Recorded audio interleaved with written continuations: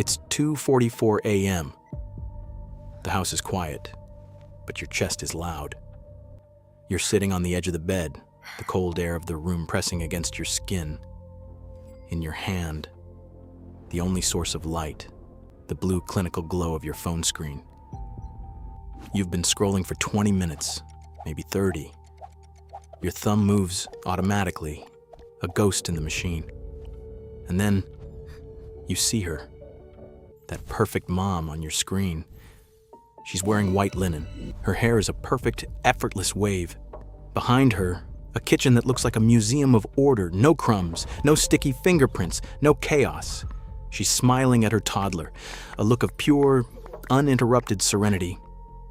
And then you look at your own hands. You look at the dried milk stain on your shirt, the messy bun that feels heavy on your head, and that cold cup of coffee on the nightstand that you've reheated 3 times today. You feel it, don't you? That heavy, suffocating weight. It starts in your stomach and climbs up to your throat. It's not just emotion, it's physical. You think you are failing. You think that because your brain is currently filled with scary, intrusive images of accidents you can't stop imagining, images of shadows lurking in the corners of your nursery, that you are somehow broken. But you're not.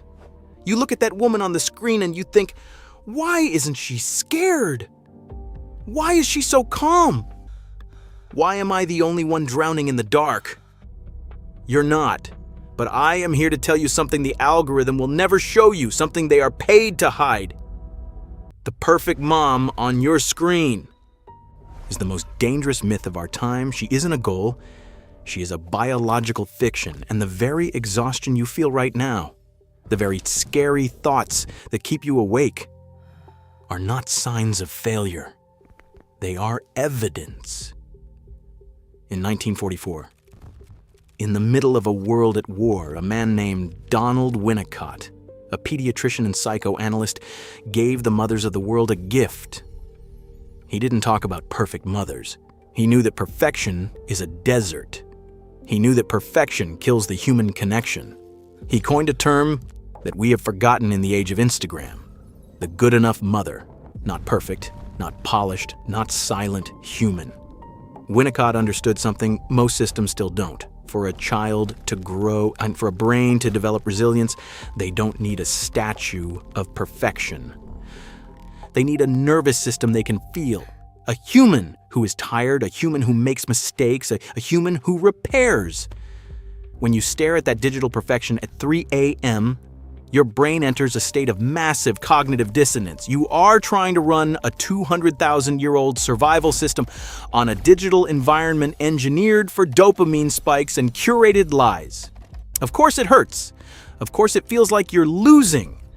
But you're not. You're adapting. Your brain right now is not broken. It is upgrading. It's called synaptic pruning. Think of it as a massive, relentless software update. Your brain is removing connections that are not essential and strengthening the ones that keep your baby alive. Your prefrontal cortex, the part responsible for logic and calm decision-making, is being temporarily dialed down, not because you're failing, because something else is being amplified. Your threat detection system, your amygdala, the brain's alarm center, she is firing faster, louder, stronger, like a smoke alarm that reacts to even the smallest hint of danger. Those scary thoughts, they are not madness, they are simulations. Your brain is running worst-case scenarios not to punish you, but to prepare you. This is your default mode network, your brain's internal rehearsal system, checking every possible outcome, like a security guard walking the same hallway, while again and again and again, without sleep. Not because something is wrong, because something is deeply right.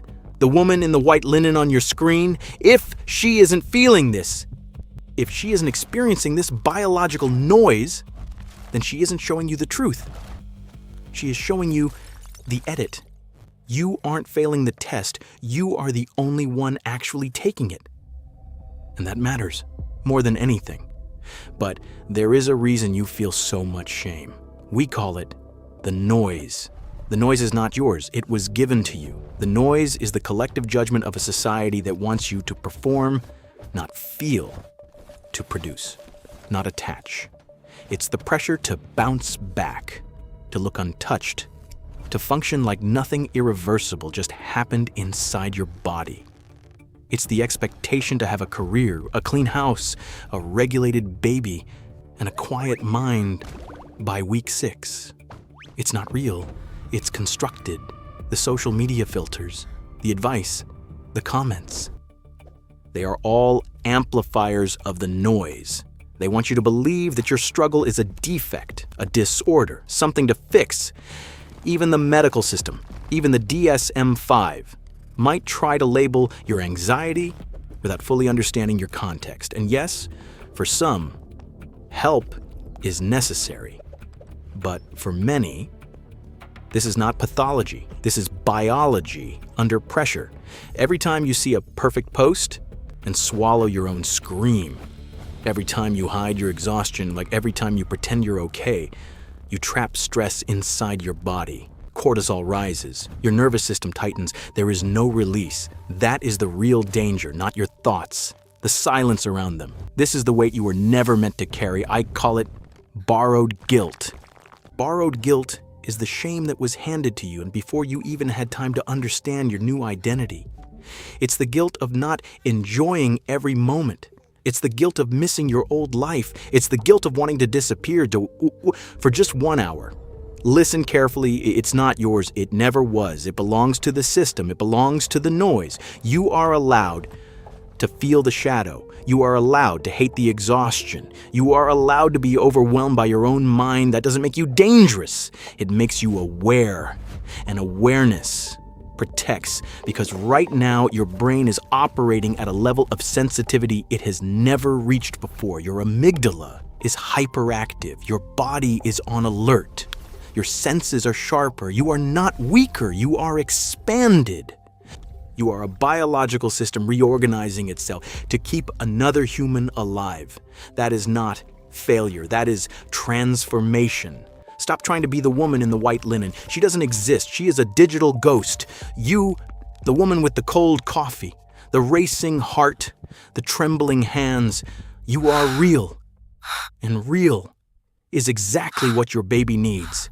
If you are listening to this right now and you feel like you're doing this completely alone, if you feel like the only village you have is a group of strangers on a screen, pull up a chair, stay. You are not alone anymore. Welcome to the village. Here, we don't perform, we regulate, we don't compare, we breathe, we don't hide, we understand. See this coffee? It's cold. It's been sitting here for hours. It is not failure. It is evidence. Evidence that you chose your baby over yourself again and again and again. And that matters more than perfection ever will. One day, you will drink it hot again. Not because someone told you to enjoy it more, but because your nervous system will finally feel safe enough to rest.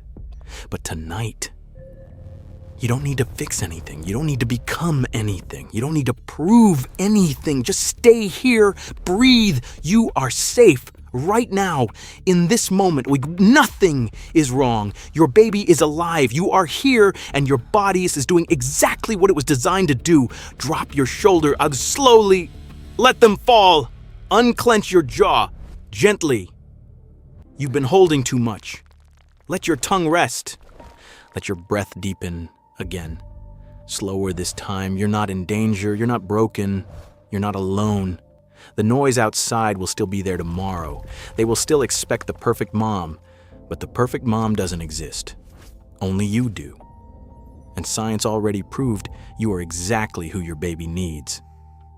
Drop your shoulders. Take a deep breath. And I'll see you in our next pause.